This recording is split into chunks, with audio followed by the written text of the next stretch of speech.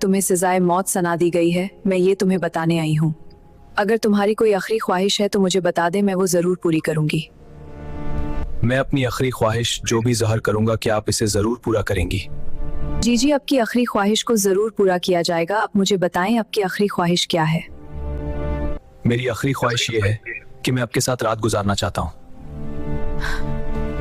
ये आपकी बात हरगिज नहीं मानी जाएगी, ये गलत है। आपने इस तरह की ख्वाहिश जाहिर क्यों की है? मेरी ये बात क्यों नहीं मानी जाएगी? आपने कहा था आपकी हर बात पूरी की जाएगी। अगर आपने किसी और लड़की का कहा होता तो शायद आपकी बात मान ली जाती। ये हरगिज नहीं हो सकता। ऐसा क्यों नहीं हो सकता? मैं आपके साथ ही रात गुजारना चाहता हूँ, ये मेरी आखिरी ख्वाहिश है। आपने मेरी आखिरी ख्वाहिश पूछी है। अच्छा, फिर मेरी बात ध्यान से सुन ले। आपने बताना किसी को नहीं है। मैं आपकी ये जिद पूरी करती हूँ। अब मुझे सजाए मौत भी हो जाए तो कोई गम नहीं। एक कैदी जिसे मौत की सजा सुना दी गई थी, जब उससे आखिरी इच्छा पूछी गई तो उसने ऐसी फरमाइश कर दी कि पूरी जेल में सनसनी फैल गई। उसने कहा, मेरी इच्छा है कि अपनी जिंदगी की आखिरी रात एक कुंवारी लड़की के साथ गुजारूं जो अपनी रजामंदी से मेरी दुल्हन बने। मंदिर में ऐलान करवा दें। क्या कोई लड़की इसके लिए तैयार है? पुलिस वाले एक दूसरे का मुंह ताकने लगे। क्या वाकई इसकी ये इच्छा पूरी हो सकती थी? वो लड़की कहाँ से आएगी?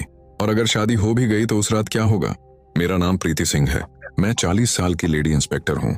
मेरी जिंदगी का ज्यादा हिस्सा अदालतों, थानों और इन्हीं जेल की दीवारों के बीच गुजरा है। मैंने बेशुमार चेहरे देखे, कुछ नरम, कुछ सख्त, कुछ मासूम नजर आने वाले और कुछ पत्थर दिल। लेकिन कैदी नंबर 917 राहुल ने मुझे अजीब सी कशमकश में डाल दिया था। वो आम मुजरिम नहीं लगता था। आंखों में एक गहरी उदासी और चेहरे पर रहस्यमय सा सुकून, जैसे सब कुछ समझकर भी खामोश बैठा हो। वो सिर्फ 19 साल का था। ये बात मेरे दिल में तीर की तरह चुभती थी कि जिस लड़के ने अभी दुनिया को ढंग से देखा भी नहीं, उसे अब दुनिया से रुखसत होना है। वो कम ही बोलता, जैसे अल्फाज पास हों मगर काम के ना हो, या शायद वो कहना ही ना चाहता हो। कई बार दिल चाहा पूछूं, राहुल, तुमने कौन सा ऐसा जुर्म किया जिसकी सजा मौत ठहरी? मगर उसके चेहरे पर बिखरी हुई मायूसी मेरे होंठ सी देती। पुलिस की नौकरी ने मुझे सख्त दिल बना दिया था, मगर 870 के सामने दिल में एक नरमी सी जाग उठती। मैं जानती थी कि यहाँ कैदियों के साथ निजी रिश्ता रखना मना है, कानून सख्त हैं। इसके बावजूद अंदर कहीं कोई सवाल बार बार सिर उठाता, क्या ये लड़का वाकई मुजरिम है या हालात का शिकार? इसी सोच के बीच आज मुझे एक खास हुक्म मिला था। एक ऐसा हुक्म जो न सिर्फ राहुल की आखिरी इच्छा से जुड़ा था, बल्कि आने वाले कुछ दिनों में हमारी पूरी जेल को हिला देने वाला था। तो 2 दिन बाद कैदी नंबर 870 को मौत की सजा दी जानी थी। इस दौरान उसे अपनी माँ और पिता से आखिरी बार मिलने की इजाजत मिली। ये खबर सुनते ही मेरे दिल में एक अजीब सी बेचैनी फैल गई। जेल के माहौल में सख्ती आम बात थी, मगर आज फिजा में उदासी और डर की मिलीजुली किफायत थी।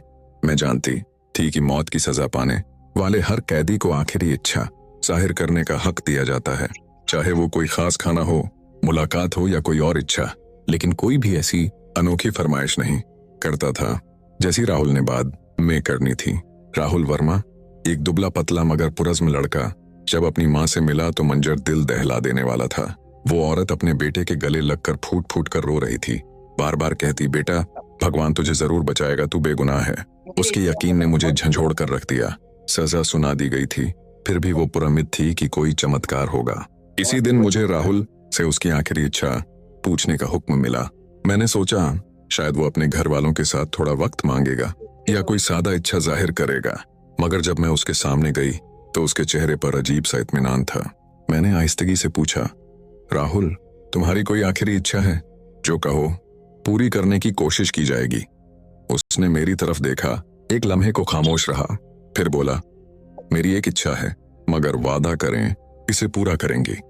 मैंने जवाब दिया, ये हर कैदी का हक है, तुम्हारी इच्छा पूरी करने की पूरी कोशिश होगी।